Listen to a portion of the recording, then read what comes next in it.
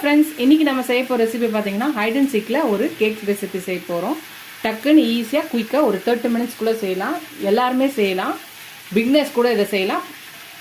வாங்க இதை எப்படி செய்யலான்னு பார்க்கலாம். ஃபஸ்ட்டு இதை ஓப்பன் பண்ணி பிஸ்கெட்ஸை பிரித்து நம்ம இதை மிக்ஸி ஜாரில் போட்டுக்கலாம். ஃபஸ்ட்டு இது எல்லாத்தையும் நம்ம மிக்ஸி ஜாரில் தூள் பண்ணி எடுத்துகிட்டு வந்துடலாம். நம்ம தூள் பண்ணி எடுத்துகிட்டு வந்தாச்சு. இது ஒரு பவுலில் போட்டுக்கலாம்.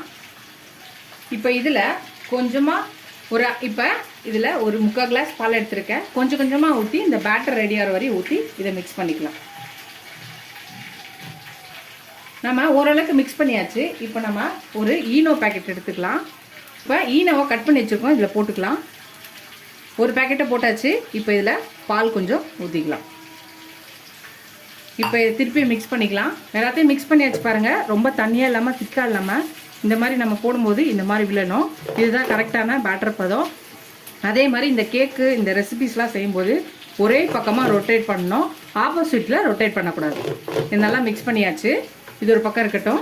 ஒரு கேக் பட்டர் எடுத்துக்கலாம். நீங்கள் பட்டர் ஷீட் இருந்தால் பட்டர் ஷீட் வச்சுக்கலாம். பட்டர் ஷீட் இல்லாதவங்க உள்ளே கொஞ்சம் நெய் தடவிட்டோ, இல்லை நெய் இல்லைன்னா எண்ணெய் தடவிட்டோ, கொஞ்சம் மைதா மாவோ கோதுமை மாவோ ஏதோ ஒன்று டஸ்ட் பண்ணிடணும். உள்ளே தூவிட்டு இந்த மாதிரி சுற்றி அப்ளை பண்ணோன்னா ஒட்டிக்கும். இப்போ இதில் நம்ம ரெடி பண்ணி வச்சுருக்க இந்த கேக் பேட்டரை ஊற்றிடலாம். ரொம்ப ஈஸியாக செஞ்சிடலாம்.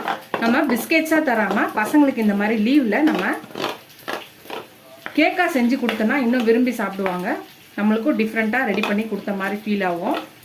பசங்க எல்லாம் ரொம்ப லைக் பண்ணி சாப்பிடுவாங்க. ஈவினிங் ஸ்நாக்ஸுக்கு இதை நீங்கள் ரெடி பண்ணி தரலாம். நம்ம கேக் பேட்டர் எல்லாத்தையும் ஊற்றியாச்சு. நம்ம இந்த மாதிரி நம்ம வச்சு டேப் பண்ணிக்கலாம். எல்லாத்தையும் சமமாயிடும். இப்படி இருக்கும்போது அங்கங்கே ஏர் பபிள்ஸ் இருக்கும்போது அது சரியாயிடும். நீங்கள் எப்பயுமே இந்த கேக் ரெடி பண்ணும்போது ஃபுல்லாக ஊற்றக்கூடாது, முக்கால்வாசி தான் இருக்கணும். அப்போ தான் இது இதாகி வரும்போது, பேக்காகி வரும்போது கரெக்டாக மேலே வரி வரும். இல்லைன்னா பொங்கி வெளியெல்லாம் வந்துடும், வேஸ்ட்டாக போயிடும் கேக்கு. ஸோ இது ரெடி ஆயிடுச்சு. இது இருக்கட்டும். இப்போ நம்ம மேலே டெக்கரேஷனுக்காக நம்ம இந்த பிஸ்கெட்ஸை வைக்க போகிறோம். உங்களுக்கு விருப்பப்பட்டால் பிஸ்கெட் சேர்க்கலாம், இல்லைனாலும் பரவாயில்ல.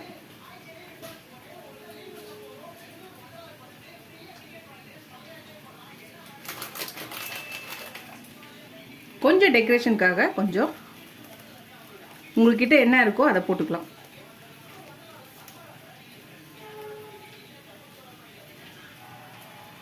அவ்வளோதான், இது ரெடி ஆயிடுச்சு. நான் குக்கரை ஃப்ரீ ஹீட் பண்ணி வச்சுருக்கேன். அடியில் ஒரு பிளேட் வச்சுருக்கேன், உள்ளே எதுவும் போடலை. இப்போ இதுக்குள்ளே நம்ம ரெடி பண்ணி வச்சுருக்கேன் இந்த கேக் பேட்டரை உள்ளே வச்சிடலாம். வச்சுட்டு குக்கர் மூடியில் விசிலோ கேஸ் கட்டோ போடக்கூடாது.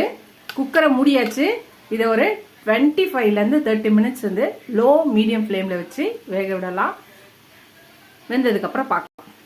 ஃப்ரெண்ட்ஸ், நம்ம கேக் ரெடி பண்ணோம் இல்லையா, ஒரு 30 மினிட்ஸ் வச்சு எடுத்தாச்சு. கேக் ரெடி ஆகிடுச்சு. வச்சு எடுத்தாச்சு. இது ஆறிடுச்சு. இது ஒரு பிளேட்டில் மாற்றிக்கலாம். அதுதான் ஃப்ரெண்ட்ஸ், ஒரு பிளேட்டில் மாற்றியாச்சு பாருங்கள். கேக் டின்னில் ஒட்டாமல் வந்துடுச்சு. அதுதான் எடுத்தாச்சு. ரொம்ப சாஃப்டாக ஃப்ளஃபியாக இருக்குது பாருங்கள், நல்லா தெரியும். ஸோ நீங்களே இதை இந்த ஹைட் அண்ட் சீக் பிஸ்கெட்டை வச்சு ஒரு ஈஸியாக டிஃப்ரெண்ட்டாக ஒரு கேக் செய்யலாம். நம்ம பிஸ்கெட்டாக தராமல் இந்த மாதிரி கேக்காக இந்த மாதிரி டிஃப்ரெண்ட் க்ரியேட்டிவிட்டியாக நம்ம கேக் செஞ்சு நம்ம பசங்களுக்கும் கொடுத்துட்டு நம்ம ஃபேமிலியோட என்ஜாய் பண்ணலாம். இந்த வீடியோ உங்களுக்கு பிடிச்சிருச்சா லைக் பண்ணுங்கள். ஃபஸ்ட் டைம் என் சேனலை பார்க்கணும், சப்ஸ்கிரைப் பண்ணிட்டு பாருங்கள். நீங்கள் எவ்வளோக்கு சப்ஸ்கிரைப் பண்ணுறீங்களோ அப்போ தான் இந்த மாதிரி புது ரெசிபிஸ் போட எனக்கு ரொம்ப ஹெல்ப்ஃபுல்லாக இருக்கும். இதோட அடுத்த ரெசிபியில் பார்க்கலாம். முடிஞ்சால் உங்கள் ஃப்ரெண்ட்ஸ்க்கும் இந்த வீடியோவை ஷேர் பண்ணி செஞ்சு பார்க்க சொல்லுங்கள். டாடா பாபா ஃப்ரெண்ட்ஸ்.